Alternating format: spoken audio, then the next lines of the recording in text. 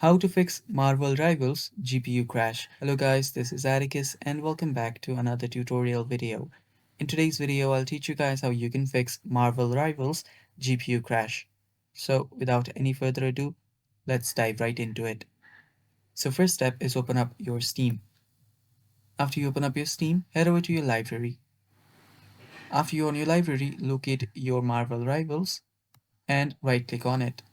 Now I don't have Marvel Rivals right here, but I'll show you what you can do. Tap on it, right click on it, tap on manage, and after you tap on manage, what you can then do is browse local files for it.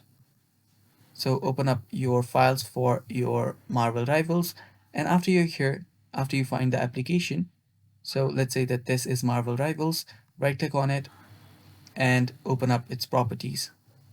Tap on the properties option, and after you're here, what you'll then need to do is head over to compatibility. Now first run your compatibility troubleshooter, and after you do that, come back here again and under compatibility mode, tap on run this program in compatibility mode for, and make sure that you select Windows 8. After you do that, tap on apply and then tap on OK for Marvel Rivals and your problem should get fixed.